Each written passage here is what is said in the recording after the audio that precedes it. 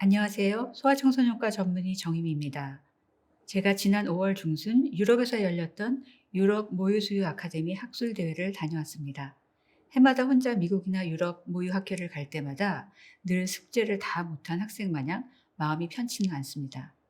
왜냐하면 점점 나빠지는 한국 모유수유 실태를 어떻게 외국 의사들에게 이해시켜야 할지 늘 막막하기 때문이죠. 그런데 이번에는 제가 제대로 한 방 먹었습니다. 외국 의사들이 한국 산후조리원 그거 호화로운 감옥, 럭셔리어스 프리즌 아니냐고 하더군요.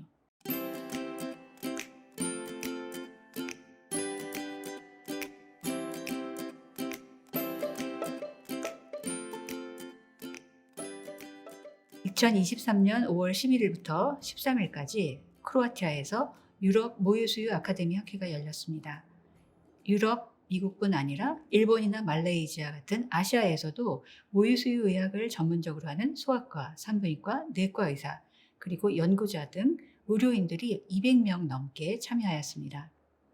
거기에서 표준화된 영유아 시기 국제 지표, 분만 직후부터 시작하는 캥거루 마더케어, 24시간 모자 동실, 뇌 발달의 결정적인 시기인 신생아 초기의 독성 스트레스의 영향, 산유기 산모의 자존감, 코로나가 아기에게 친근한 병원 운동과 모유수유에 미친 영향, 모유수유의 경제적 가치, 재난 시 영유아 시기, 분유 판촉과 분유 제조사의 정치적 영향력, 이해관계 상충, 국제규약 이행 현황 등에 대해서 각 분야 전문가들로부터 직접 강의를 들을 수 있어서 정말 유익한 기회였습니다. 늘 그렇듯이 한국 모유수유 상황에 대해서 다른 나라 의사들과 이야기를 나눌 때면 20년 동안 제가 나름 열심히 해온 것 같은데 결과는 형편없이 초라해서 부끄럽기가 그지없습니다.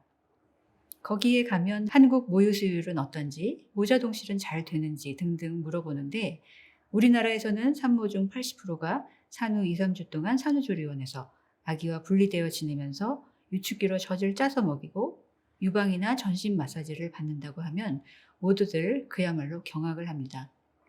어떻게 그 귀한 내 아기를 놔두고 그럴 수 있느냐고요. 게다가 지금은 코로나를 이유로 남편도 같이 못 지내고 산모 혼자 방에서 유축을 한다고 했더니 아니 그럼 그 많은 돈을 내고 호화로운 감옥에서 지내는 게 아니냐고 해서 제가 할 말이 없었습니다. 미국이나 영국, 일본, 말레이시아에서도 한국 엄마가 그렇게 하지는 않는다면서요. 세계 꼴찌인 저출산, 세계 최고에 가까운 자살률도 이렇게 제일 중요한 시기에 수십 년에 걸쳐서 2, 3주씩이나 오래 신생아를 엄마와 떼어놓았던 그런 관행과 관련이 있을 수도 있다고 하는 전문가도 있었습니다. 물론 남편이나 친정, 시댁, 산후도우미 도움을 받을 수 없는 경우 산후조리원이 필요할 수 있습니다. 하지만 현재 80%가 넘는 한국 산모가 모두 다 그 경우에 해당되지는 않을 것입니다.